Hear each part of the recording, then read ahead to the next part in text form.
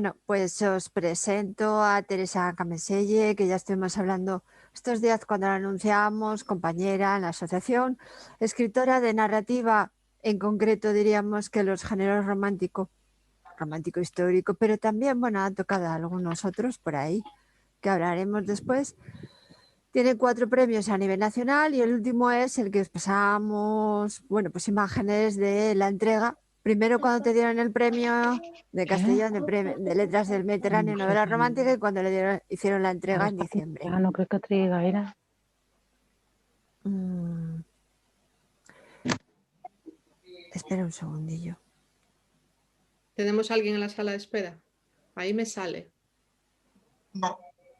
No, en principio ¿Y por qué a mí no, me es sale? alguien que no ha cerrado el micro y a veces sale. Vale. Pero bueno, yo generalmente empiezo siempre, estos 10 o 15 minutos, conociendo un poco a la persona, al invitado que tenemos o invitada, ¿no? Y yo la primera pregunta, porque como Teresa Cameselle escribe, mi primera pregunta, como no, va a ser ¿y por qué escribe Teresa Cameselle? Pues no sé, escribo porque me gusta mucho escribir. Yo empecé a escribir con 15 años y, y después me hice más lectora todavía y cuanto más leía, más ganas tenía de escribir, pero a la vez leía libros buenos y decía, yo nunca voy a tener esta calidad, pero de todos modos escribía como hacemos muchos o hacemos todos al principio, ¿no? Escribía para mí y lo guardaba en cajones y estas cosas hasta que empezó el mundo de Internet maravilloso y me encontré nada menos que el curso, que eso es sí que te toque la lotería, encontrarme el curso de Ramón Alcaraz, apuntarme a él, y eso que yo tenía en el cajón se acabó convirtiendo en mi novela La hija del cónsul, la primera publicada y premiada. Sí, con el Y premio bueno, yo es Talismán. que me hace muy feliz escribir, muy feliz. ¿Y Yo cómo es estoy eso de empezar, como estabas diciendo precisamente, con una obra y ganar un premio? ganado un premio, mira, es una responsabilidad tremenda. Ayer estaba leyendo sobre escritores que triunfan con su primera novela y luego le cuesta muchísimo sacar la segunda o no la sacan nunca. Pues eso es lo que a mí me pasó. Además, con el agravante de que yo era una de las primeras autoras españolas escribiendo ese tipo de romántica que hasta aquellos años solo leíamos lo que llegaba de Estados Unidos, básicamente, grandísimas autoras, bestsellers todas del New York Times, que leíamos, y cuando las editoriales españolas empiezan a apostar por nosotras, por las autoras españolas, las primeras éramos como por la primera línea de fuego. Estaba todo el mundo por un lado esperándonos con cariño y por otro nos iban a poner un listón muy alto. Y entonces mi libro gustó mucho y dices, ¿y ahora qué hago? Si yo soy una escritora muy lenta, me llevó 20 años escribir ese libro, digo, ahora 20 años para escribir el siguiente. Pero bueno, al final conseguí superar ese momento de bloqueo y las novelas fueron saliendo y lo que te decía antes, que a mí como me hace muy feliz escribir, pues sigo escribiendo porque más que nada por la buena sensación que a mí me deja. Yo no estoy pensando en si lo voy a publicar, si lo voy a presentar a un premio, si va a gustar. Simplemente pienso en esa escena, en ese personaje y ese momento y cuando la acabo me siento tan bien que me hace feliz. Entonces hay que hacer las cosas que te hacen feliz, ¿no? Es decir, que diríamos que disfrutas con lo que haces y después ya llega todo lo demás, ¿no? Exactamente. Desde que empezaste hasta ahora, dentro del género que generalmente te mueves, el género romántico, has tocado romántico histórico, child light, bueno, diferentes, ¿no? Eh, para ti, ¿ha evolucionado mucho este género a lo largo de estos años? Llevas más de 10 obras, has ganado 4 premios a nivel nacional. Creo que tienes una visión en general de cómo ha ido y la cantidad de subgéneros que ahora tiene la novela romántica, que antes era inviable, vamos a pensar en esto, ¿no? Sí, la verdad es que para mi disgusto ha tenido muchos altibajos en estos años. Como te decía, yo cuando yo empezaba a leer novelas de las autoras americanas de los años 80 y 90, tenían mucha calidad. Es cierto que si ahora las lees, pues encontrarás algunas cosas que ahora ya no admites, a lo mejor algún tipo de machismo, pero el machismo de la época.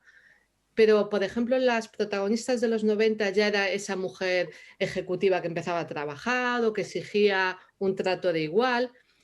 Y sin embargo, llegó 2010-2011 y vino ese boom de la novela erótica y la novela, estas historias de amos y sumisas que a mí me ponen los pelos de punta. Y también Sí. llegó una novela muy comercial, muy de leer y tirar, novela de llevarte a la playa y en la que nadie se preocupa por dar una calidad literaria, casi, casi que ni se preocupan por la ortografía. Entonces, las nuevas autoras que en vez de nacer como nací yo, de las grandes autoras, nacen de leer a estas otras, mm, esto que yo decía antes de yo nunca voy a publicar porque no voy a estar a la altura de lo que yo leo, a ellas les pasa al revés. Esto que leo yo también lo puedo escribir. Y entonces el nivel tiene unos altibajos, sigue habiendo, por supuesto, gente que escribe muy bien, que se exige a sí misma, que trabaja bien, pero luego hay una cantidad de autoras que su nivel es mínimo, es voy a escribir novelas para pasar el rato, leer y tirar y coger la siguiente, y eso a mí me desespera porque al final los que no leen mucha romántica o los que no leen nada, nos meten a todas en ese mismo saco de autoras de poca calidad, novelas de kiosco, la novelita rosa esa tan denostada. Sí, era precisamente por eso te lo comentaba, ¿no? Yo creo que en general, en este género y en todos, ha habido unos altibajos debido a eso, ¿no? La eclosión que ha permitido las plataformas a través de Internet es una eclosión que por una parte democratiza la literatura, permite publicar con mayor facilidad que antes, pero por otro lado tiene una parte negativa, como todo en la vida, ¿no? Que es, pues eso, que en muchos casos la gente publica tal cual, escribe y según escribe, publica. No corrige, no revisa, no se preocupa del lenguaje, no disfruta con el lenguaje igual que con la historia. Es decir, simplemente es la historia, es vender y pensar en ese clip de descargas y a ver en qué número está la novela en la lista, ¿no? Pero no en ese disfrute de trabajar con el lenguaje, de disfrutar con el lenguaje, de buscar incluso darle una vuelta y hacer algo más, ¿no?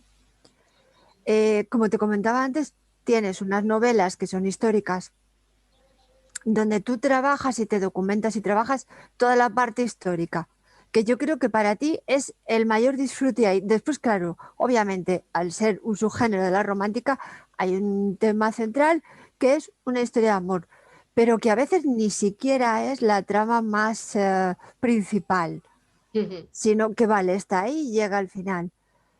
¿Cómo nace esa pasión por la historia, por documentarte tanto, por ser tan exhaustiva de la época, ¿no?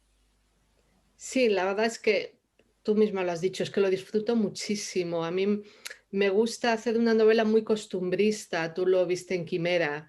Me gusta saber cómo la gente se vestía, qué comía, cuáles eran los usos sociales y reflejarlo de una forma que vaya con el argumento. No voy a meter toda la documentación que me he leído para que el lector vea que me he documentado, sino simplemente que si yo digo que mi protagonista, pues Quimera, es en el año 1894, lleva un polisón porque los vestidos de las mujeres en el siglo XIX, cada década o cada 5 años el cambio de la moda era enorme y yo tengo que decir que lleva un polisón, no lleva una crinolina ni lleva un vestido imperio de las novelas de Jane Austen, que son a principios del XIX. Claro.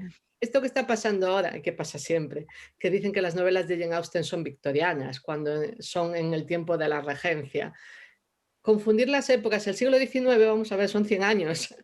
Cambia mucho las modas, los usos, todo. Las mías son en España. En mi novela también digo yo que es una novela de regencia, la de María Cristina, la viuda de Alfonso XII.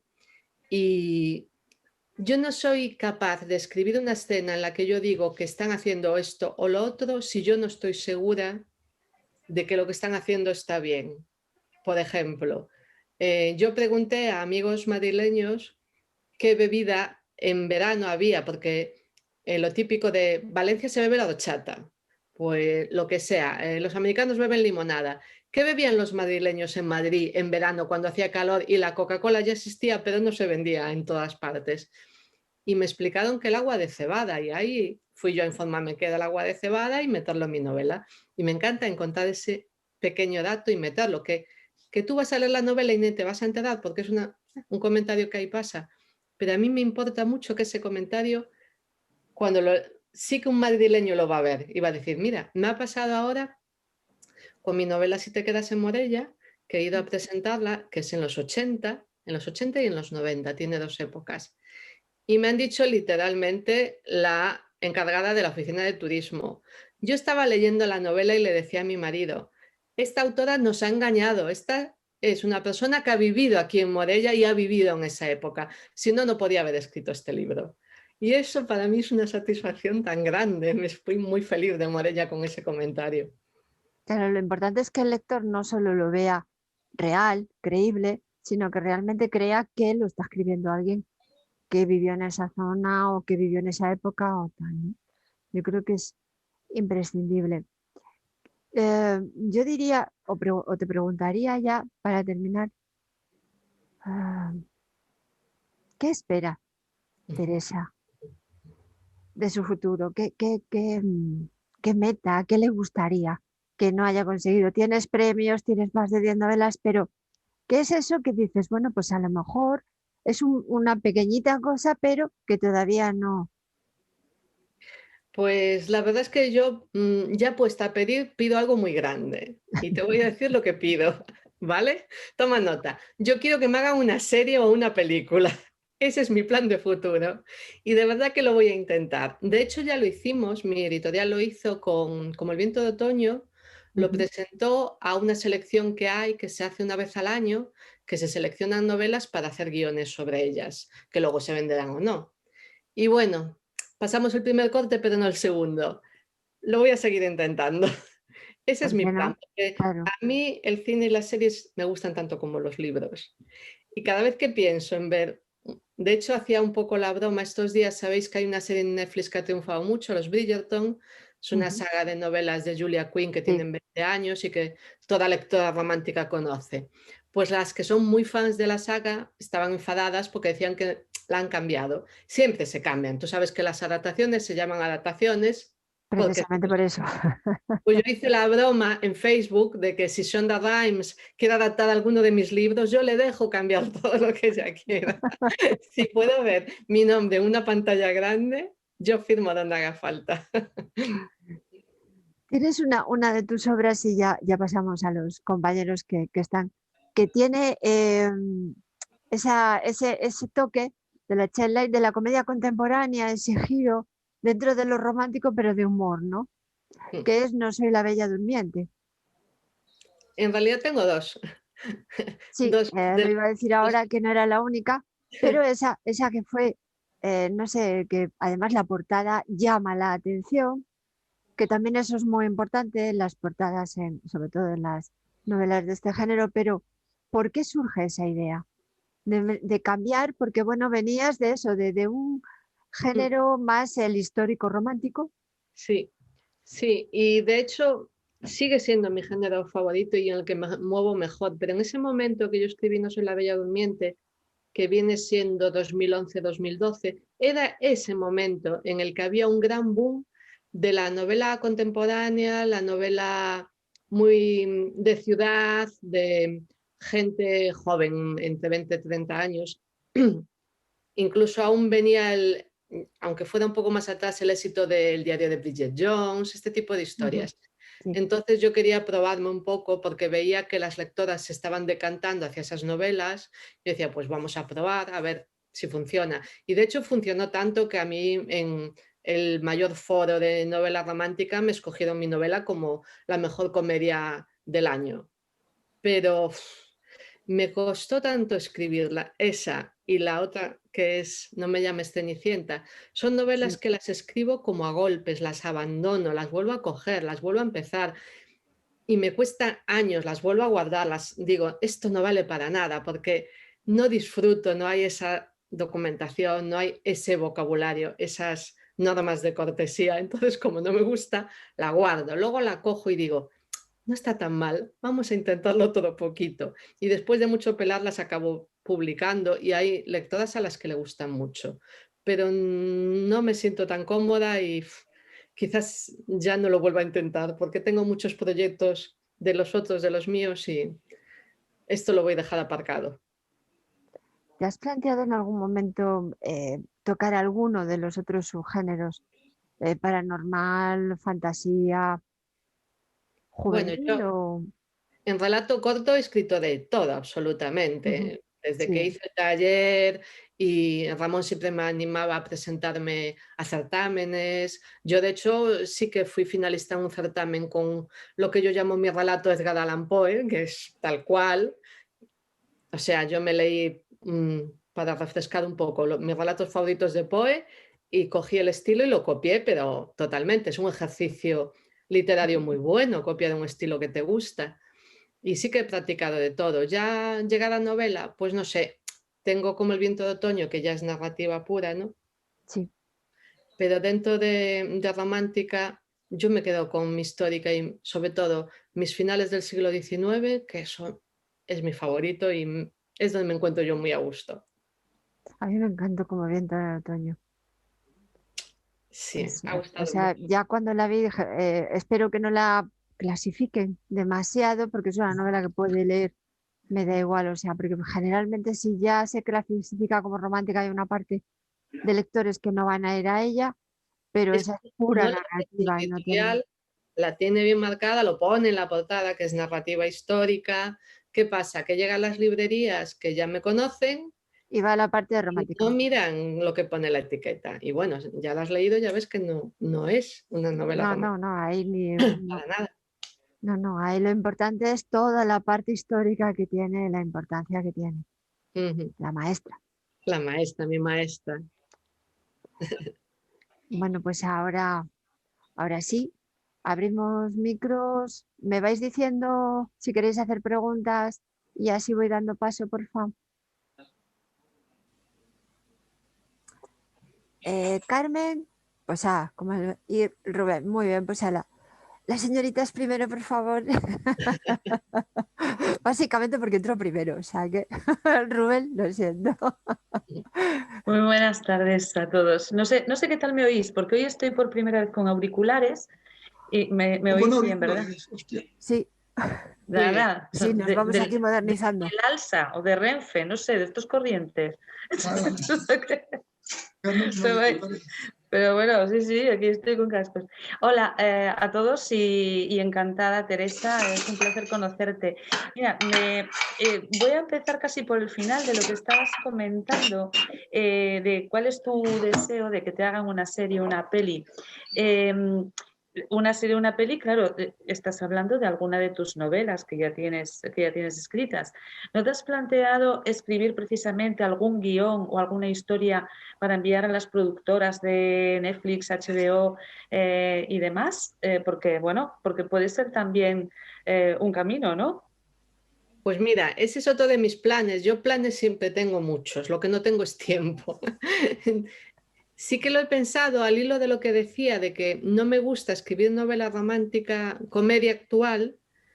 No es que no me guste escribirla, no me gusta verla en libro, pero sí que me gustaría verla en un guión. Y como ideas tengo, porque yo ideas tengo todos los días, las que veo que son interesantes y que pueden dar de sí, las anoto en una libreta y voy guardando y tengo una caja llena de libretas, pues precisamente esto me lo decía mi hija el otro día, dice, ¿por qué no la conviertes en un guión, ya que no te gusta escribirla en novela? Porque a mí escribir diálogos me encanta. Entonces podría escribir un guión, pero, a ver, escribir un guión es muy difícil.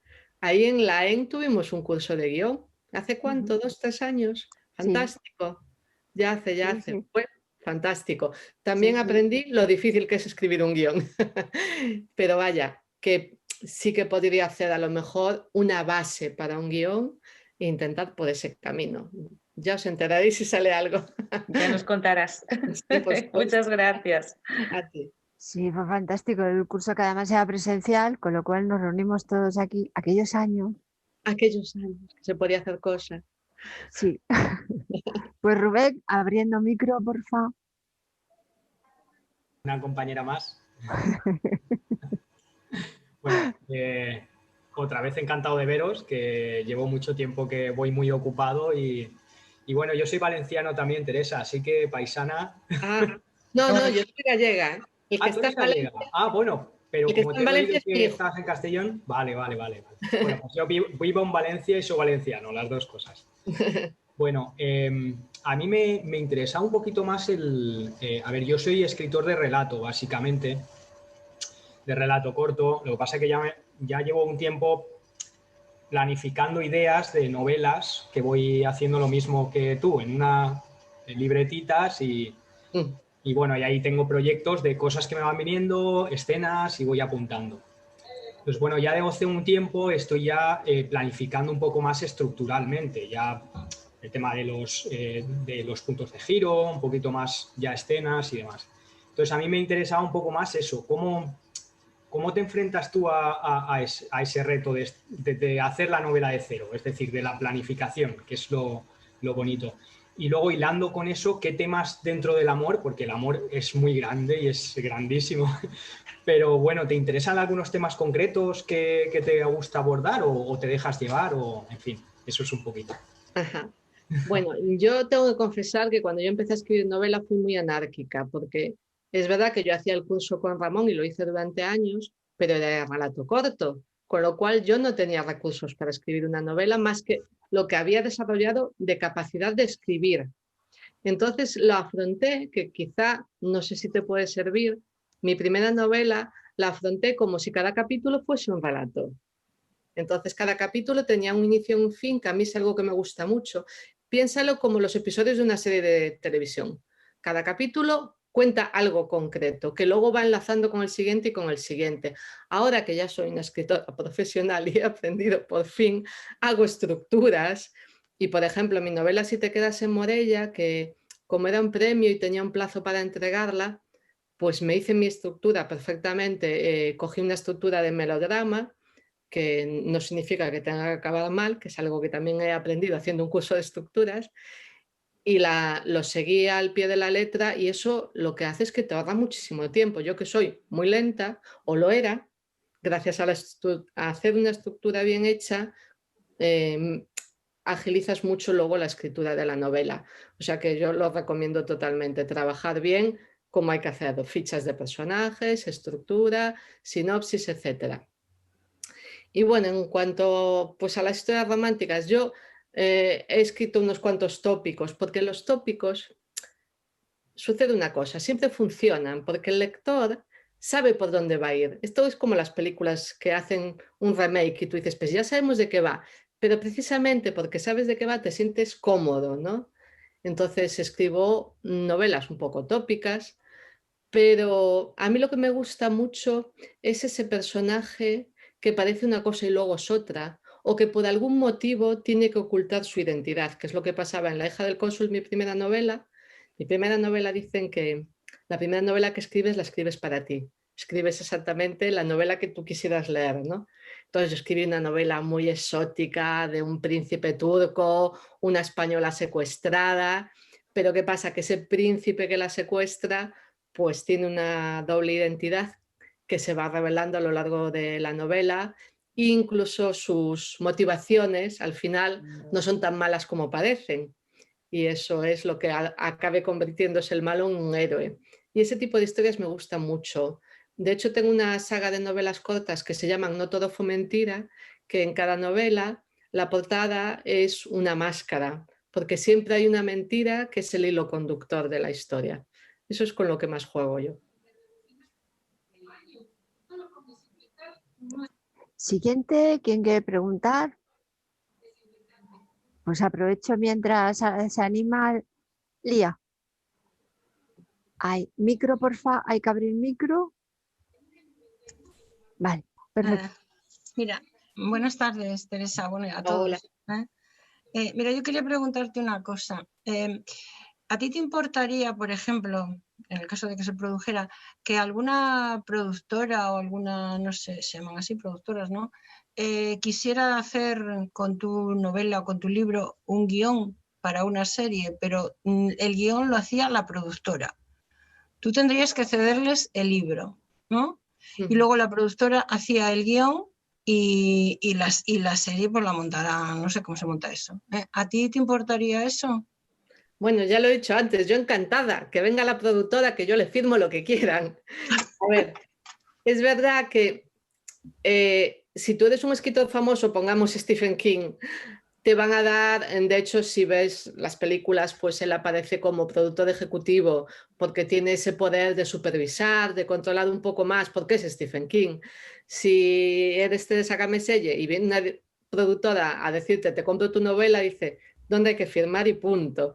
Si te dan la posibilidad de supervisar y dar opinión, fantástico. Si no, la primera yo la vendería con los ojos cerrados, porque si eso funciona, ya la segunda pues me tendrían más en cuenta o ya podría opinar un poco más. Pero teniendo en cuenta cómo funciona el mundo audiovisual y especialmente hoy en día las series con Netflix y todo esto, pues es que es una maravilla que te puedan ofrecer la posibilidad de hacer eso. Es que yo solo he publicado un libro, una novela pequeña, o sea, no tiene más de 100 páginas, no sé, por ahí.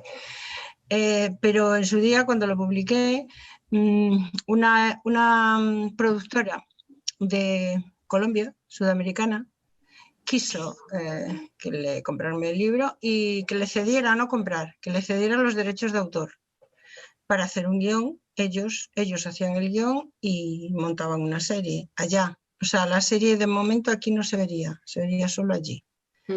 Y dije que no, porque no me sonó, yo no, era el primer libro que publicaba, nadie me conocía, quiero decir, no me sonó muy bien y luego me dijeron que también podía ser, bueno, no ellos, me dijo gente de allí, que había estado allí en Colombia mucho tiempo, me dijeron que tuviera cuidado porque podía ser que no cobrara nada. Sí que es verdad que me dijeron que fuera, que me invitaban a ver lo que había quedado, bueno, esas cosas, pero que fuera yo allí.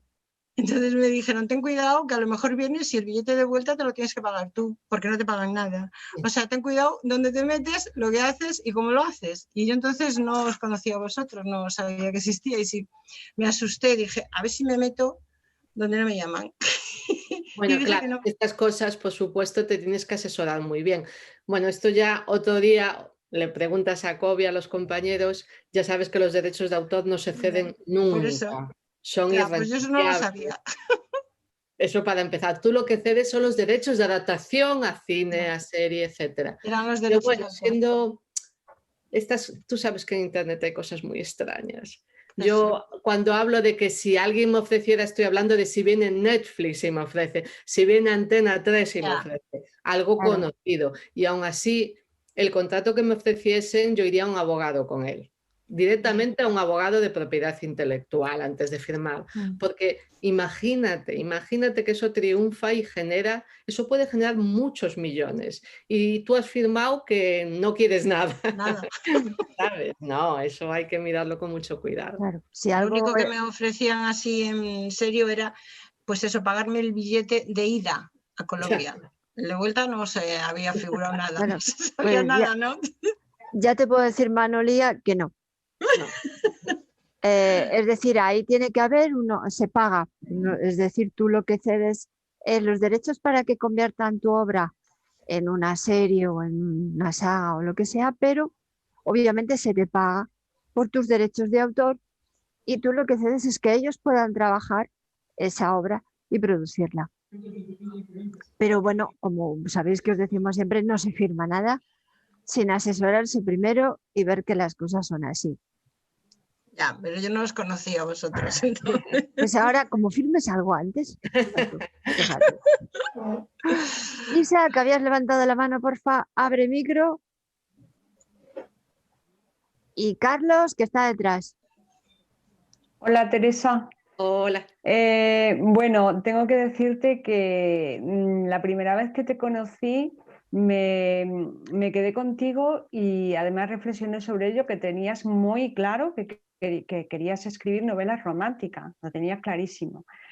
Entonces es admirable porque aparte de que lo has tenido claro, supongo que trabajando y escribiendo pues has tenido que ser muy metódica, tener un horario de trabajo. Me gustaría que me hablaras un poco de cómo compaginas. Supongo que bueno, te levantarás, serás muy madrugadora y tal. Y otra cosilla, ¿qué crees tú que aportas a los lectores, al mundo, ¿no? Con tus escritos. Porque yo no sé si es que el hecho yo de trabajar, ¿no? con personas de educación especial, yo siempre que me pongo a escribir algo y no sé, pienso que a ver de qué manera, ¿no? Lo voy a cambiar algo, ¿no? Porque, bueno, a nivel personal te voy a decir que yo es que es verdad que hay que guiarse por una guía porque no se puede ser buena, el que mucha abarca poca aprieta, está claro. Y a mí lo mismo escribo novela que literatura infantil, que tal, y entonces esto para ser profesional no. Es decir, que yo te admiro en eso y cuéntame un poquito cómo lo haces, porque yo no sé tu marido, pero compaginar esto es admirable. Así que mi enhorabuena y de verdad te mando mi cariño y nada, y que estamos muy orgullosos de tenerte como compañera. Gracias, Isa. Que yo siempre digo que mi método solo vale para los que somos madrugadores, pero bueno, métodos hay muchos. Yo soy de mañanas. Yo cuando me levanto por la mañana, simplemente con tomarme un poquito de café con leche, es el momento en que mi mente está despejada y vienen todas las ideas y fluye todo de maravilla. Si tú no eres de mañanas, pues serás de tardes o serás de noches. Ya cada uno tiene que buscarse su horario. Mi hija es de noches, que a mí es algo que me fascina. Yo por la noche solo sirvo para ver la tele o para leer, no sirvo para nada más. Ah, perdona, tu hija es escritora también. No, pero mi hija Ah, es una artista. Mi hija ha estudiado conservación y vale, restauración, pinta cuadros y hace mil cosas. Y lo nada. hace todo de noche. Pues yo soy de mañanas. Y si además, ahora no, porque yo en invierno estoy como un oso, apagadita. Cuando llegue la primavera, ese momento para mí, cuando yo me levanto, que yo me levanto a las 7 de la mañana y ya asoma un poco el sol, ahí es como, para mí es la inspiración divina, ver un poco la luz del amanecer. Entonces yo lo que hago es, a lo largo del día, todo el ratito libre que tengo, cuando estoy muy metida en el trabajo previo o en el comienzo de la novela, todos los ratitos que tengo los dedico a la documentación, me voy con mi libretita de notas, porque antes me fiaba de mi memoria, pero no hay que fiarse nunca, da igual la edad que tengas, no te fíes de tu memoria, porque yo iba caminando y pensaba, ya sé, voy a escribir esta escena.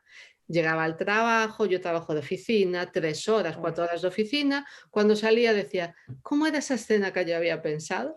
Entonces ahora llevo mi libreta o en caso de apuro, que vas andando por la calle, pues sacas el teléfono y te haces una nota de audio, porque de verdad que luego vas a llegar a casa y dices, ¿cómo era aquello? Y no te acuerdas.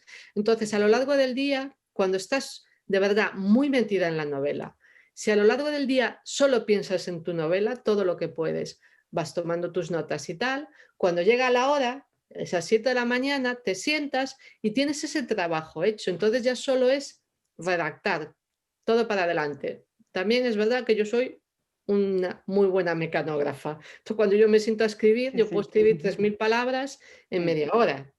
Y entonces ya tengo un capítulo hecho en un día. Una maravilla. Lo que le decía antes al compañero, si además antes has hecho una estructura, en ese momento en que tú dudas y dices, ¿ahora por dónde sigo? Te vas a tu estructura y dices, pues ahora vamos a este punto. Venga, tira para adelante.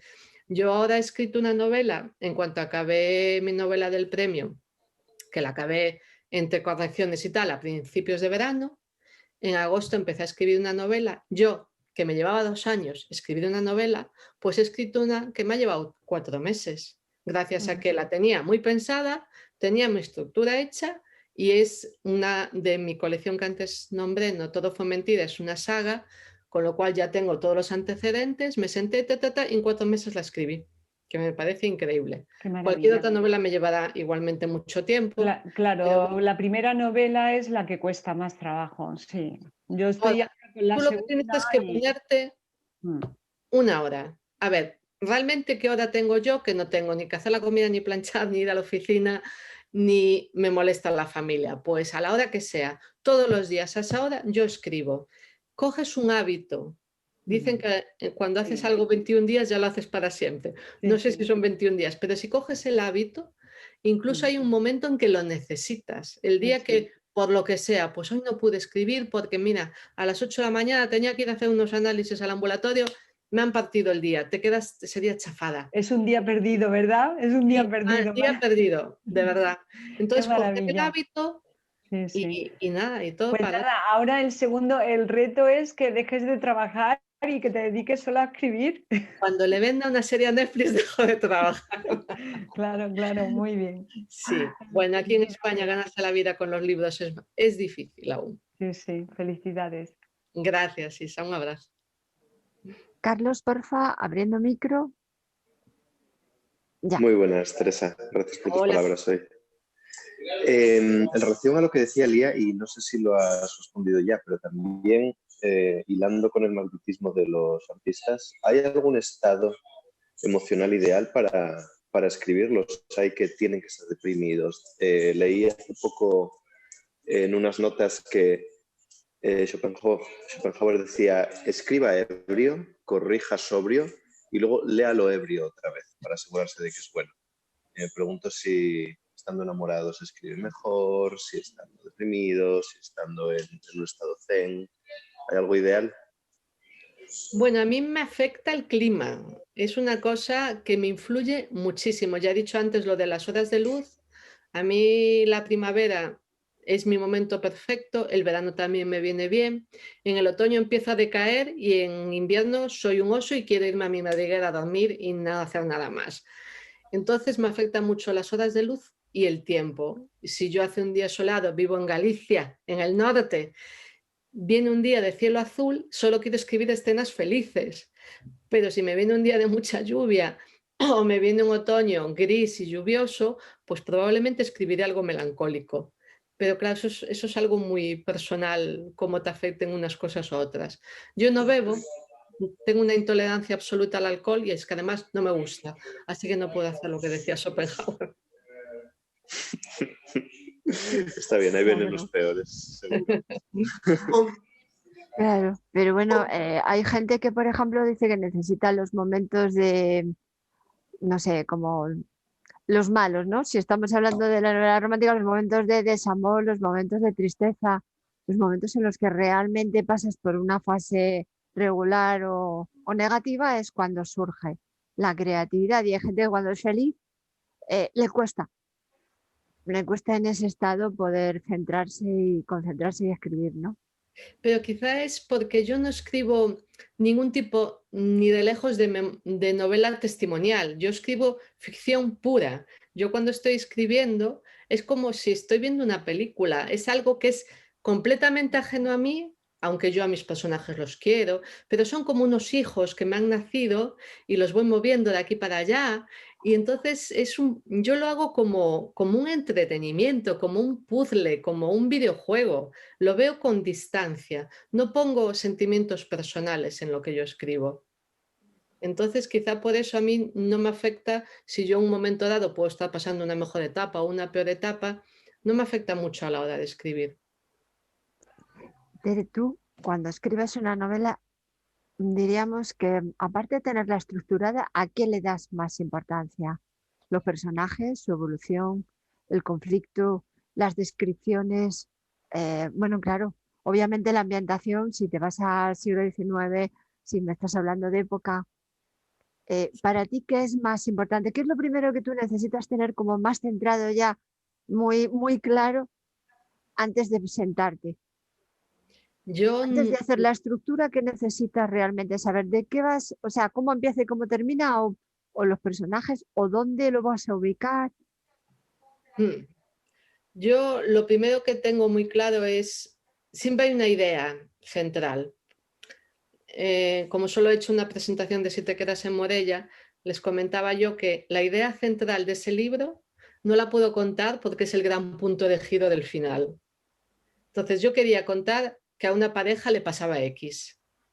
Y entonces a partir de esa X yo voy deshaciendo mi ecuación, aquello de derivadas e integrales que estudiaba yo hace muchos años, para cómo llega esa pareja a esa situación y cómo la resuelven. Entonces hay una escena es la clave de toda la novela. Entonces a partir de esa escena yo decido si esa escena va a ser, como en este caso, el clímax final o a lo mejor es más al principio y es lo que lanza la acción. En fin, ya decido dónde va colocada esa escena y luego voy desarrollando. Y luego yo lo que me centro mucho es en la ambientación y sobre todo en el vocabulario. Cuando yo escribo novela del 19, procuro leer autores del 19. Lo mismo me pongo a leer a Emilia Pardo Bazán o a autores españoles que tengan un castellano muy bueno, no un castellano muy actual, con giros de la calle, porque yo quiero irme al 19. No voy a escribir como Emilia Pardo Bazán, que nadie me leería, pero que se note un toquecito clásico en mis diálogos e incluso en mis descripciones. Entonces, pues busco literatura que a mí me inspire. Y para mí el tono, la forma, el vocabulario que utilizo es importantísimo. Claro, es lo que tú decías antes, o sea, si tú estás hablando de alguien que está, de la maestra que viaja de Madrid a Galicia y está en 1900, no vas a decir que está tomando, pues eso, no una bebida actual, sino que tienes que ubicarla dónde y además sabiendo los gustos de la zona en la que está y cómo era en aquel entonces, ¿no? Claro, yo en Como el viento de otoño, la novela de mi maestra, que es madrileña, que se viene a una aldea gallega. Yo hablé con la correctora editorial para decirle, mucho cuidado con los diálogos, porque las personas de la aldea hablan el castellano malísimo que hablamos los gallegos, que es un castellano que es traducido del gallego, que nos comemos las preposiciones, que no utilizamos un verbo compuesto ni que nos paguen. Entonces, tú vas a ver que esos diálogos están muy mal, pero date cuenta que es gente de aldea analfabeta. Y entonces la correctora lo entendió perfectamente y no tuvimos ningún problema. Si te quedas en Morella, que es una novela de los 80-90, es que te juro que me he puesto a ver capítulos de Verano Azul para acordarme de cómo hablábamos, porque a mí ya se me ha olvidado cómo hablábamos. Y para que mi protagonista le dijera a su amiga, ¡jo, tía, cómo te pasas! ¿Sabes? Ese tipo de expresiones. Y me he leído todos estos libros de Yo fui a EGB y no sé cuánto, porque yo tengo muy mala memoria, entonces para acordarme de todo aquello. Y bueno, creo que ha quedado muy gracioso, me lo han comentado también. Kobi, A la gente que vivió la época. déjame que le pregunte un par de cosas. Mientras y los demás pensando que le queréis preguntar. Teresa, yo te quería preguntar dos cosas. Por un lado, ¿te gustaría, te acuerdas de nuestra época cuando decían que Abón llamara a tu puerta? Pues ¿te gustaría que Planeta llamara a tu puerta? Por un lado, Planeta, sí, o alguna grande. Pero José, yo tengo 4 novelas con Planeta y voy a sacar otra este año. No, pues mira, perdona porque no tenía ni... Bueno, en ebook. No se conocen los sellos, José. Eso es la jefa. Mira, y tenemos a la jefa, sí. Y por otro lado, hace como 3 meses, que fue la última vez que hablé con Carmen Cuartero, que es la directora de comunicación de Cedro, me hizo una pregunta. ¿Teresa Camiselles sigue siendo socia vuestra? Y yo te pregunto, ¿sigue siendo el Cid campeador de Cedro? Sí. Aún esta semana les he tuiteado algo, sí. A ver, puntualizo. Estuvimos hablando de ti, un rato, ella y yo. ¿Qué consta? Para completar lo que he dicho, sí que es verdad que yo tengo novelas con Planeta, pero en el sello Esencia, que es el sello de Romántica de Planeta, el sello de Megan Maxwell, por decirlo de alguna manera, y están en ebook nada más. Sí que mi editora de Planeta me intentó vender Como el viento de otoño para el sello Planeta, pero aunque les gustó, no se acababan de decidir y al final pues salió con Libros de Seda. Yo tengo novelas con Planeta, con HarperCollins, con Ediciones B, y ¿cuál me queda? Bueno, pues con todas. Todas. Vale. Algunas ya las estoy recuperando ahora. Y es verdad que yo soy socia de Cedro de hace muchos años, también por consejo de Ramón. Yo creo que me hice socia cuando aún solo tenía antologías de relato corto y ya con la primera novela. Y esta semana sí que les he retuiteado algo. Y a veces nos vemos por Twitter sobre todo. Es que no me llamó la atención, ¿no? Pero fue gracioso el comentario, ¿no? Oye, ¿Teresa Camiselles sigue siendo socia vuestra? Digo, sí. Digo, sí. Hombre, cuando se está bien en un sitio, ¿para qué irse? No, claro, claro. Familia aquí. ¿Alguien más quiere hacer alguna pregunta? Carlos, que ha Sí, levantado la mano. Teresa, Sí. hay 2 viñetas de una chica leyendo una novela eso, del siglo XVIII y se la ve así con las piernas cruzadas diciendo, ay, ojalá hubiera nacido en esa época. Y luego se la ve en esa época dando de amamantar a 2 niños, 3 tirando de las faldas y de entre una dentadura en la que faltan varios dientes grita, y encima no puedo votar. Yo me pregunto al contrario, ¿hay cosas que se echen de menos de los valores que representas en las novelas que escribes? A ver, es cierto que mis protagonistas femeninas tengo una debilidad y es que sean algo intelectuales, algo literatas, que decía Rosalía de Castro, y un poquito avanzadas a su época. A ver, yo lo que no voy a poner es una protagonista ñoña que la han criado atada a las faldas de su madre y que solo quiere casarse y tener hijos. No podría con esa protagonista, a menos que empiece así y luego evolucione, que también puede pasar, ¿no? Pero sí que mis protagonistas son un poco... cuando yo empezaba a publicar novelas, una amiga que quiero mucho y es muy sabia, me dijo que lo que escribimos es fantasía ficción, porque se nos llena mucho la boca diciendo que escribimos novela romántica histórica, pero ella decía que es que esas mujeres eran 4. Y es verdad que eran 4, pero de esas 4 son mis 4 protagonistas. Yo creo que de todos modos, ahora lo estamos viendo, no eran 4, eran 400 o 4000. ¿Qué pasa?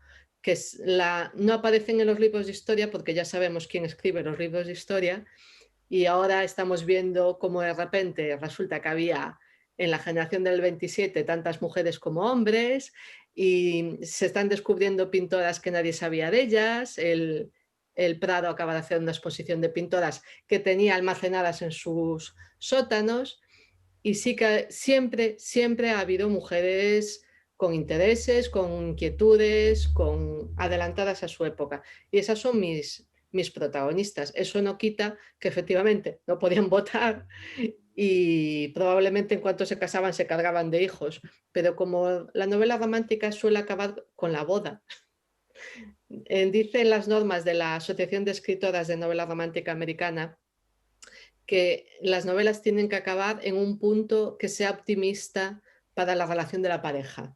Eso no significa que te hayas contado toda su vida, porque hay gente que dice, bueno, ¿y qué pasó después de la boda? Ah, eso ya es otra historia. Yo te quiero contar cómo una pareja se conoce, se enamora y acaban felices juntos. Y entonces hasta ahí, pues todo bonito. ¿Que no voy yo a ignorar las dificultades del 19? Por supuesto que no las ignoro y a veces las comento, pero como escribo fantasía ficción, cojo lo más bonito y lo que a mí me interesa contar, ¿no? ¿Y Además, algún valor en ese sentido que se eche de menos, tal vez, del 19? En mi casa se habla mucho de la palabra honor, por ejemplo. La hemos puesto muy alto en un pedestal.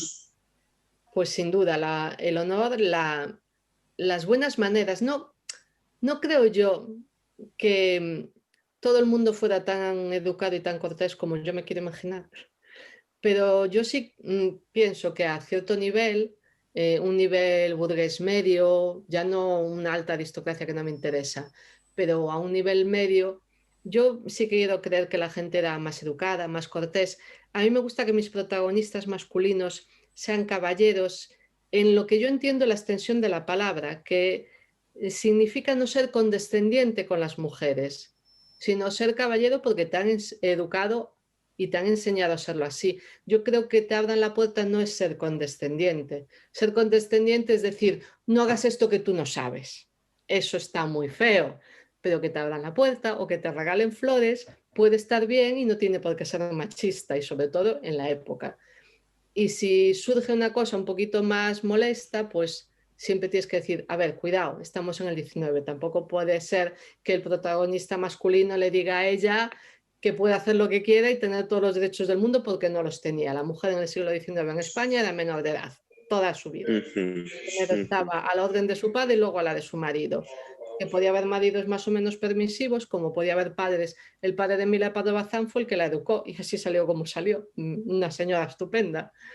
Entonces, bueno, sí que a mí me cuesta escribir novela contemporánea porque yo salgo a la calle y escucho a la gente hablar y digo, yo no puedo escribir esto en un diálogo, no puedo, de ninguna manera, imagínate. Por eso me voy al siglo XIX. Claro, más líricos, sí. ¿Me queda sitio para algo más, Kobe? Sí, una que después viene Laura. Vale. Le quita el sitio y ya está. Hay una No... pregunta en el chat. ¿Perdón? Que hay una José, pregunta en decía. el chat. No te oigo, José. Hay una pregunta en el chat. Que hay una Sí. pregunta en el Ah, chat. vale, perfecto, la miro. Sigue, Carlos. Teresa, Sí. no sé si en alguna de las novelas se ha tratado el tema de que el amor romántico, el que nos han vendido ahora, que es el único que existe, ha existido y existirá, no tiene 100 años siquiera. No sé si es algo que se ha tratado en alguna novela. Siempre nos atacan un poco por ahí, nos atacan con lo de la novelita rosa, el amor romántico y el idealizado y tal y cual, pero yo personalmente, mis novelas, quiero creer que no son para nada tan idealizadas. Por ejemplo, yo sí tengo una novela en la que hay un amor a primera vista, que es algo espantoso, pero ¿quién no ha sido joven y ha visto a una persona que le ha parecido muy atractiva y ha dicho, ese para mí, que es lo que hace mi protagonista, ese para mí? Que luego es cuando se conocen, la relación es lentísima, lentísima, y ella misma se llega a decepcionar un poco de ese hombre, pero luego él evoluciona y al final la historia pues acaba bien como tiene que acabar, pero después de esa relación dura un año y es muy lenta y muy larga. Entonces, aunque yo cojo muchos tópicos como este del amor a primera vista, pretendo que mis personajes tengan una evolución, pretendo que su relación tenga una base de respeto. Esa es una palabra que también tengo así muy aquí. Que haya un respeto mutuo siempre. Odio cuando en una historia de amor se llegan a faltar mucho, se llegan a insultar, se llegan a agredir y luego se perdona todo en nombre del amor. No, eso no.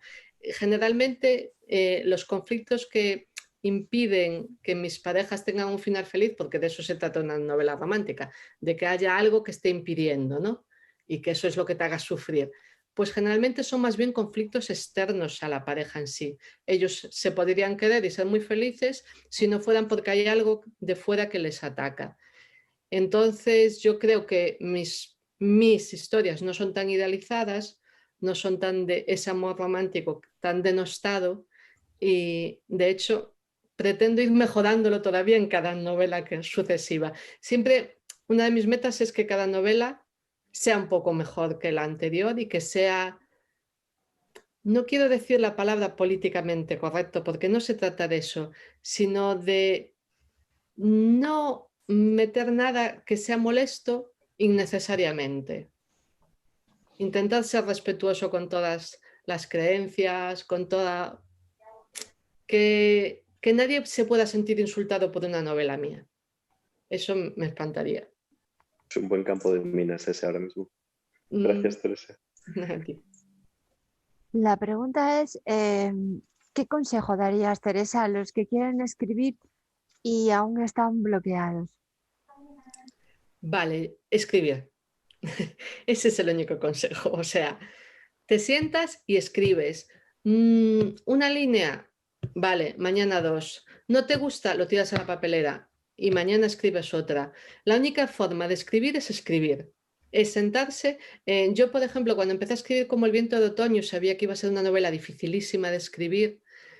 Me apunté al NaNoWriMo, ¿sabéis lo que es? Esta convocatoria de en noviembre escribes 50.000 palabras en el mes de noviembre, que vienen saliendo 1.666 palabras al día.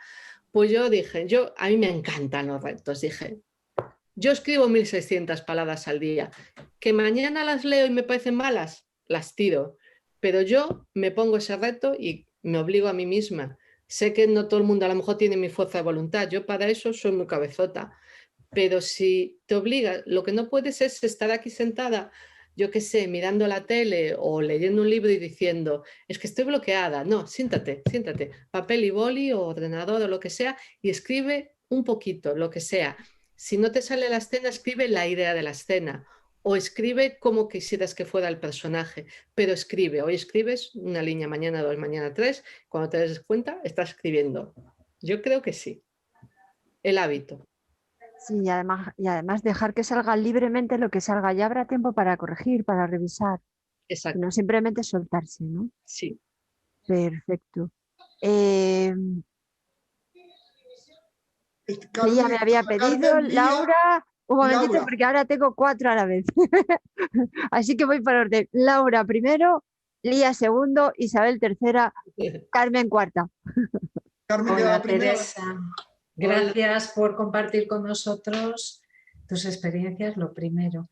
Yo, cuando hablabas, me surgían varias cosas y quizás salgan muchas dudas, a ver si lo puedo explicar sin liarme mucho. Mira, has hablado de mejorar y es una de las cosas que yo en cierto momento me planteé o descubrí.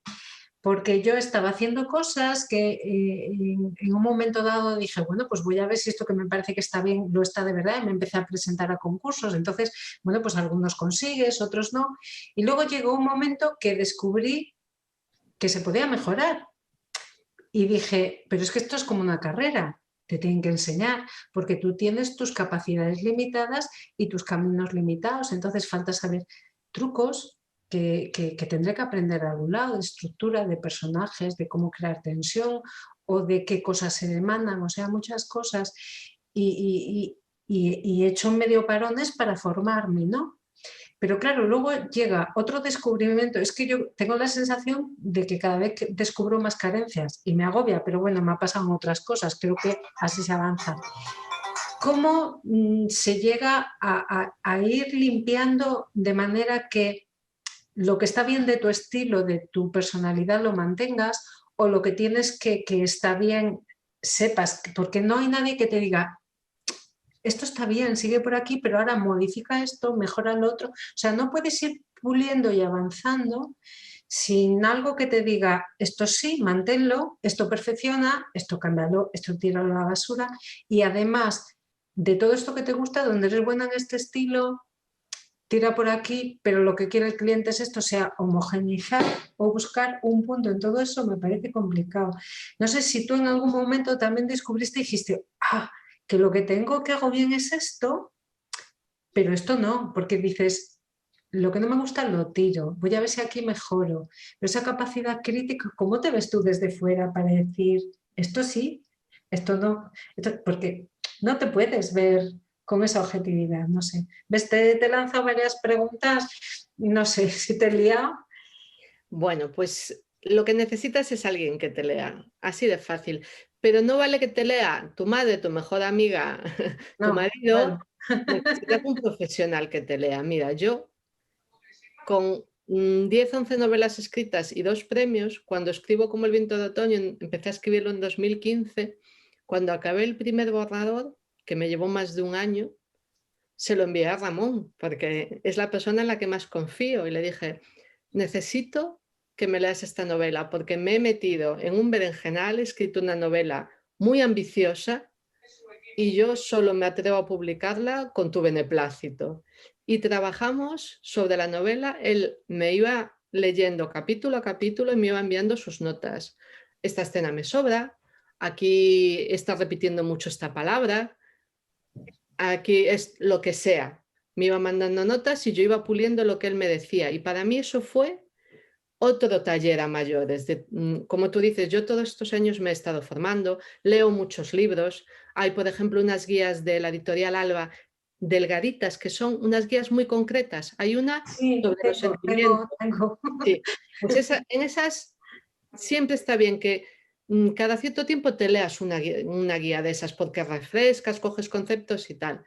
Pero cuando tú de verdad dices, creo que he escrito una buena novela, pero quiero que sea muy buena, necesitas a alguien tan bueno como Ramón en este caso, claro, que te lo lea. que lo que te da es esa opinión profesional de realmente, mira, estos son tus puntos fuertes, pero estos son tus puntos débiles y esto es lo que tienes que ir limando. Porque eso no solo lo aprendes para tu obra, que es lo que nosotros hacemos con el informe de valoración y lo que hacía Ramón, sino eso ya es para ti siempre. Porque te das cuenta de yo cojeo de esta patita y de esta patita. Sí, eso me parece esencial, porque tú solo estás ciego. Claro. Sí, claro, es que Isa, que que conoce también eso, pues lo mismo, vas puliendo con el tiempo y te vas dando cuenta cuáles son todos esos puntos débiles que todos tenemos. Que si repetimos palabras, que si te lías en alguna escena, que si de repente hay demasiada descripción, demasiado... Y lo que haces es ralentizar mucho la acción. Errores que tienes que ir puliendo a base de escribir y de que alguien profesional te vaya diciendo, pues mira, esto es lo que tienes que ir. Este personaje, pues aquí te sobra, no hace falta que cuentes tanto. El lector necesita la acción del personaje, ver cómo ese personaje evoluciona, pero no que tú escribas tanto. No hay que decírselo, hay que mostrar, etcétera, etcétera, ¿no? A veces las descripciones nos encanta, nos sumergimos en algo y yo como lectora, por ejemplo, detesto las descripciones que no me suponen nada. O sea, a mí no me importa cómo está la habitación decorada si eso no tiene que ver con la trama. Claro, sí, eso lo dicen mucho en esos libros, las descripciones, lo justito y a es lo que mejor ralentiza mucho. cuando tiene sentido, cuando el personaje entra y le sorprende algo y lo cuenta, lo describe, pero claro, cuando tiene sentido. Por contar la anécdota graciosa, me he encontrado con novelas románticas en las que una pareja se están dando el gran beso de su vida, se meten al dormitorio y te describe que las cortinas hacen juego con la colcha a la cama. Y ya has perdido toda la tensión sexual. No. En ese momento lo que menos estás mirando son las cortinas, o sea, ni la cortina ni la colcha. Depende. Genial, genial.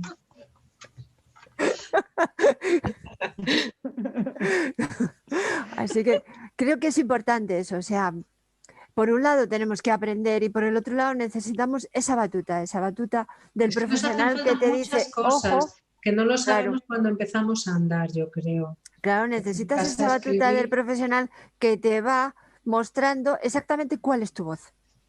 Porque al escribir tienes una voz y tú has escrito ya un montón de libros, Laura, tienes una voz, pero tienes que encontrarla, tienes que darte cuenta cuál es tu voz. Claro, hay que mejorar y aprender constantemente, que también es bonito. Es que cuando descubres también eso, dices, jo, qué chulo, es que se puede seguir avanzando un montón. Sí. Pero con una guía, pues si no te matas, hasta para buscar los libros, como dices tú, los de Alba, bueno, pues cuántas veces en Amazon me he leído un montón para decidir cuáles me parecía que eran un poquito más... Claro. Que tenían base, los de Alba además tienen buenos profesionales detrás, te cuesta seleccionar. Tienen una trayectoria fantástica los de Alba, o sea, pues llevan 30 años haciéndolo. Sí. Pero yo no lo sabía cuando me metí a mirar. A mí me gustan porque tienen esas guías que son muy finas, que son algo concreto. Yo tengo una que es escribir novela histórica y son como 50 páginas. Y tengo otra que es cómo reflejar los sentimientos, que es algo dificilísimo. Sí, o cómo hacer diálogos, o cómo hacer que los personajes... Entonces, si a ti te parece que tú cojeas de algo, pues en vez de irte a un tocho, te vas a esa guía concreta. Claro, y la vas a tener concreto, conciso, claro, porque si no al final nos liamos. Es muy importante eso. Muy bien, gracias. A ti. Y te voy a canear, Laura. ¿Por qué? O sea, pues si en algún momento, pues lánzalo. Oye, y que estoy buscando una guía para no sé qué, ¿no la sabéis? ¿Y para qué estamos en AN, hombre? No te preocupes, sabes que yo tengo 1000 cosas siempre en la cabeza y de pronto lo tengo ahí en la recámara y digo, voy a buscar. Pero ahora estoy ilustrando, me he comprado también una tableta gráfica para trabajar con Photoshop y tal, ¿sabes? Como hago tantas cosas. Es que ella dibuja. Me va un poco acelerada la cabeza. Y cuando hace algo infantil, dibuja ella, que dibuja muy bien. Pues pasamos a la siguiente de la lista. Lía, porfa. Hola otra vez. Mira, dijiste, Teresa, hace un rato, un poquito, hablaste de los hombres caballeros o algo así. Bueno, pues ahora yo te digo una cosa. El otro lado de la baraja sería en el que la chica de la novela, por lo que sea, es la menos educada, o sea, no es... A ver, no es la menos educada. ¿Eso sigue estando mal visto todavía? Porque si sigue estando mal visto, yo dejo de escribir lo que estaba escribiendo rápidamente ahora mismo. No, para nada. O sea, la chica es la que, a ver, es la que dice eso, alguna palabra así, no por no decir palabrotas, pero alguna palabra así. Más Bueno, es agresiva. la que es la más y el chico es el puntual, puntilloso, de educado de toda la vida. Entonces, si eso todavía sigue estando mal visto, pues yo borro, o sea, dejo de escribir lo que estaba escribiendo. Es que ahora mismo te puedes encontrar todo tipo de novelas y te voy a decir dos cosas. Independientemente de que me gusten o no me gusten a mí, en España hay dos autoras que venden muchísimo, pero muchísimo, que son Megan Maswell y Elizabeth Benavent. Y las dos tienen unos libros con un vocabulario que a mí me pone los pelos de punta, pero gusta mucho porque vende mucho. Y sus protagonistas, ya te digo yo, que no tienen pelos en la lengua, ni ellas, ni ellos, ni nadie en esos libros. O sea que no hay problema en cuanto a que público lector para ese tipo de personajes, el que quieras. No, hombre, no es que te pongas a decir palabrotas en cualquier frase con las frases que escribes, pero, a ver, pero que se ve que no. O sea, que que la chica no es la educada por naturaleza, la que debía de ser. Cuando tú le das la vuelta a esos tópicos, siempre es gracioso y puede funcionar muy bien. Sí, estaba pensando en Salander, la de los hombres que no aman a las mujeres. Es un personaje súper... Ya ves. Contrario a lo femenino, delicado, es muy bestia.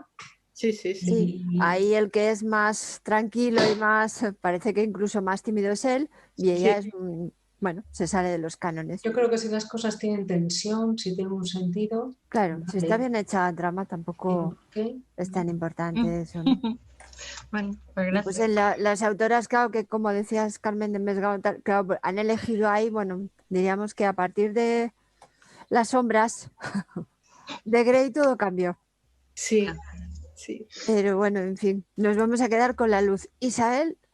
Sí, una cosilla, es que estamos tan a gusto aquí en familia que yo voy a cortar enseguida, Isabel. Yo te iba a preguntar, Teresa, antes, en mi primera, ¿qué significa, digo, quién es para ti Ramón Alcaraz? Y bueno, ya lo has dicho, porque ya lo he dicho. Yo lo conocí también en AN y no me despego de él. Bueno, porque la verdad es que es importantísimo que te lea alguien y es verdad que yo he tenido un avance, esto es una carrera de fondo y bueno, aunque yo no me planteo llegar a publicar mucho, pues bueno, por mi condición, ¿no? de minusvalía y tal, pero para mí es el día a día el mejorar. Y respecto a la estructura, que habláis tanto de estructura de novela, mi primera novela yo la hice sin estructura y Ramón me dijo, has escrito un novelón. No sé novelón porque anda por ahí en concursos a ver si tengo la suerte que ganen alguno. Y ahora estoy escribiendo como otro reto una segunda novela.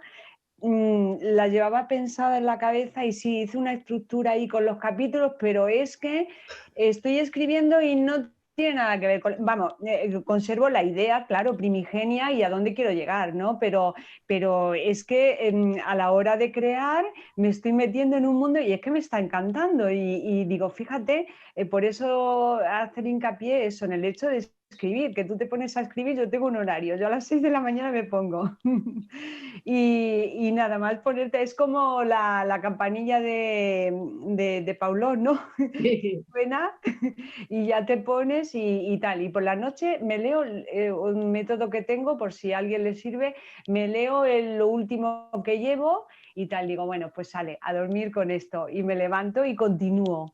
¿Sabes? Sí. Ese es el método que tengo. Y ya te digo que estoy disfrutando con esta novela, que sí, que es la estructura, pero que me está saliendo, que estoy creando muchísimas más cosas que no tenía previstas, que si eso te había sucedido a ti o te sucede. Y otra cosa, sí, que ya que para terminar, que has escrito mucho relato y para mí el relato es un reto. Yo he terminado ahora el segundo libro de relatos también. ¿Es para ti, o tú crees que es más fácil escribir un relato que una novela? Porque la gente habla como la novela como el reto y para mí, y claro, y yo veo que el relato es dificilísimo de conseguir un buen relato. No sé, a ver qué pensabas tú.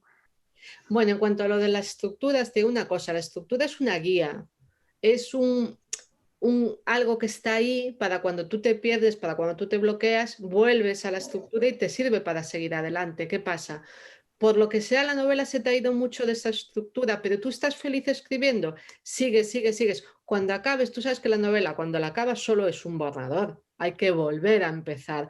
Pues cuando vuelves a empezar, la lees y compruebas que la estructura esté, que haya sus puntos de giro, que haya sus 3 actos, porque al final, aunque haya novelas más experimentales y otros estilos, cuando tú escribes una ficción más o menos clásica, está muy bien que tenga sus 3 actos y sus puntos de giro más o menos encajados. Si tienes eso, la novela va a funcionar. Y entonces ya cuando la corriges, la pules y ya te queda perfecta. Y me acabo de perder con tu última pregunta. El relato, ¿no? Sobre cómo lo que piensas de... El relato corto, relatos, mira. Escribir un buen relato corto me parece dificilísimo. De hecho, yo hace años que no escribo relato corto, porque las novelas me absorben tanto que no los escribo. Yo antes tenía de repente una idea y me paraba, la reflexionaba, escribía un borrador y tal.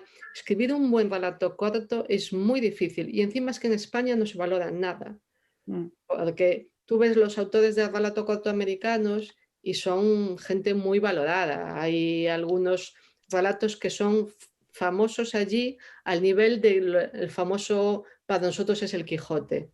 Yo durante 4 años he hecho un taller de lectura de relato y análisis y, por ejemplo, me encontré con la lotería de Shirley Jackson, que está considerado obra maestra de la literatura americana y es un relato de 8 páginas y es una obra maestra de la literatura. Entonces, a veces echo de menos no escribir relato, pero estoy muy centrada en escribir novela y no puedo atender a todo. Claro, yo la verdad es que estoy escribiendo esta novela como un reto y también ahora en tiempo de pandemia que parece que necesitas tanto escribir y tal, pero yo lo que más cómoda me siento es con el relato y ahora estoy estructurando el 3er libro de relato. Así que nada, bueno, muchas gracias. Bien, enhorabuena por todo. Bueno, a ti. Carmen, porfa, abriendo micro. Ya estoy. Mira, me llama mucho la atención, bueno, todo lo que hablas de la estructura, porque a mí la estructura es lo que más me suele complicar la vida, pero bueno, porque soy muy novata y porque, bueno, pues empiezo a escribir y luego todo se me desmadra. Pero me estaba llamando la atención antes cuando decías lo de, lógicamente, escribir ficción. No, es que esto te ha pasado a ti, o sea, a mí, bueno, pues algún lector beta que me ha leído, oye, pero esto tú lo has vivido, o tú... Pues no, o sea, lo que pasa es que, bueno, yo también leo mucho, yo también veo cine, yo también tengo experiencias, conozco gente, me cuentan cosas y observo, ¿no? Y entonces, bueno, y luego la fantasía la pones también a funcionar y escribes. Bien, tú la estructura veo que la tienes perfectamente controlada, que es algo para mí admirable. Y bueno, y todo en general, pero para mí es muy importante que los personajes no me cobren vida propia y empiecen a ir por su lado. Y entonces es que se me ha ocurrido la pregunta cuando has dicho, no, bueno, y los personajes, pues bueno, pues no son mis hijos, o sea, pero son como unos hijos, o sea, son mis criaturas y yo los muevo para acá, para allá. Tener el control de tus personajes para mí me parece bueno, pues un trabajo de mucha enjundia, porque yo creo que tienden a irse por peteneras, por lo menos los míos. Pero debo ser una madre que bueno, pues que no los domina con mano dura. Tengo que ponerme más firme con ellos. Sí, a ver, eso nos ha pasado a todos siempre. Ese personaje secundario que se viene arriba y quiere coger el protagonismo de la novela, eso nos ha pasado a todos. ¿Cómo los atas corto? Pues haciendo fichas de personajes, intentando que sean congruentes. Si tú has dicho que este personaje es tímido y es un personaje secundario, no tiene por qué tener una evolución a lo largo de la novela, pues que sea tímido de principio a fin y que no se ponga un día a cantar por bulerías. En cuanto a los secundarios es más fácil si tú quieres atarlos, porque le pones con 3 características te llega. Bueno, pues este es tímido, Además, le gusta mucho el cine y salir a hacer deporte por las mañanas. Y te llega para un secundario. No tiene por qué evolucionar ni nada. Los principales sí tienen que tener siempre un arco de evolución más o menos visible. Lo mismo, una buena ficha. Y lo más importante no es que se te desmanden y hagan cosas que tú no esperabas. Mientras sea congruente con la personalidad que tú has creado para ese personaje, déjalo hacer. A lo mejor, a mí me ha pasado, yo en mi novela Si te quedas en Morella, al principio es una novela de un amor juvenil, los protagonistas son muy jovencitos, se han enamorado, un amor de verano, muy intenso, muy, muy apasionado y un poco Romeo y Julieta, y de repente el chico intenta explicárselo a sus padres por supuesto no le atienden a razones, estamos en el año 89 y le dicen, no, tú chaval, lo que tienes que hacer es lo que te dicen tus padres, y el chico se echa a llorar, ¿vale? Yo estaba escribiendo esa escena y en ningún momento había planeado que ese chico se iba a echar a llorar, pero en ese momento pensé en cómo me sentiría yo, cómo se sentía cualquiera con 19, 20 años, que tus padres te dicen, no, este no es el amor de tu vida, ni es momento de que te enamores, tú lo que tienes que hacer es estudiar, ser adulto, trabajar, déjate de tonterías. Y te frustras tanto que perfectamente te puedes echar a llorar. Y me pareció muy bonito además que fuera el chico y no la chica la que se echa a llorar cuando sus padres le están diciendo que no. Entonces hay momentos en que hay que dejarlos a los personajes que se manifiesten, porque eso es algo que está ahí en tu imaginación y es bueno. Si tú lo has visto, yo las novelas las veo en mi cabeza. Veo las calles, veo las casas, veo a los personajes moverse y comportarse. Y si esa escena la he visto como yo la vi y la sigo viendo, como si hubiera visto una película, lo veo echarse las manos a la cara para taparse y que sus padres no le vean llorar, es que esa es la escena buena y hay que escribirla. No sé Pues si nada, pues vamos a dejarles, vamos a dejarles que se salgan un poco de madre, ¿no? Muchas gracias. Nada. Pues llevamos hora y media. ¿Alguien más quiere hacer una pregunta o vamos dejando a Teresa que coja energías? Que si mañana se levanta también y tiene que escribir a las 6 de la mañana, no me da tiempo. Bueno, mañana es sábado. No Yo es que siempre he sido nocturna. Reconozco que para estudiar y para todo, yo era de noche. Yo para Las nada. 3, las 4 de la mañana. No era de levantarme a las 5 para... No, al revés. Era de ponerme a las 7 a las 8 de la tarde y pim, pim, pim. Yo era de voy a estudiar por la noche y echarme a dormir y decir ya me levantaré por la mañana. Muy bien. Pues darte las gracias, Teresa, esperando esa novela que dices que ya está ahí ya en la fase final. Y que bueno, pues como en invierno te bajas un poquito el ritmo, pero bueno, que estamos seguros que después ya, pues como tenemos la primavera dentro de un par de meses, ya vuelves otra vez ahí con la siguiente, mientras esta empieza su camino, porque eso también es importante, ¿no? No dejar de escribir mientras la obra anterior tiene que seguir su trayectoria de revisión, después de corrección y después ya va a intentar volar a ver cuál es la editorial que la pueda atrapar, ¿no? Y mientras tanto, seguir escribiendo. Quizás no anclarnos tampoco en esa obra como en los personajes, sino seguir y dejarlos que vayan un poquito por libre. Sí, cuesta despedirse de los personajes, les coges cariño. Yo luego tengo que confesar que releo mis novelas, porque los echo en falta. Y entonces me las leo para volver a ver lo que hicieron en aquel momento, pero bueno. De todas formas, Teresa, dices que el invierno para ti es malo. Lo solucionas con la gastronomía y ya está. Ahora estoy solo viendo series. Estoy entregada a las series de televisión. Es lo único que hago. Casi leo poco, me obligo a leer, pero no sé, creo que tanto confinamiento me pesa en cuanto a que busco a través de las series viajar un poco y hacer cosas que no sean estar en casa.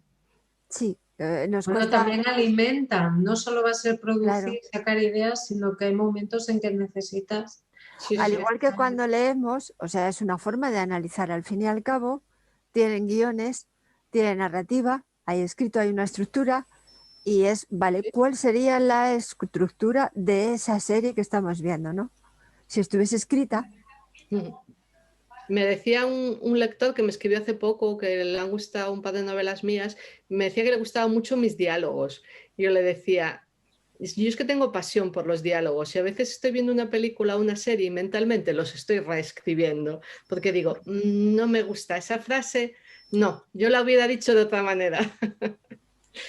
Un día de estos me pondré a escribir guiones, esto va en serio, ¿eh? Pues un placer, Carmen. Rubén, Cris, Isabel, Laura, un millón de gracias, Teresa, y a todos por acompañarnos.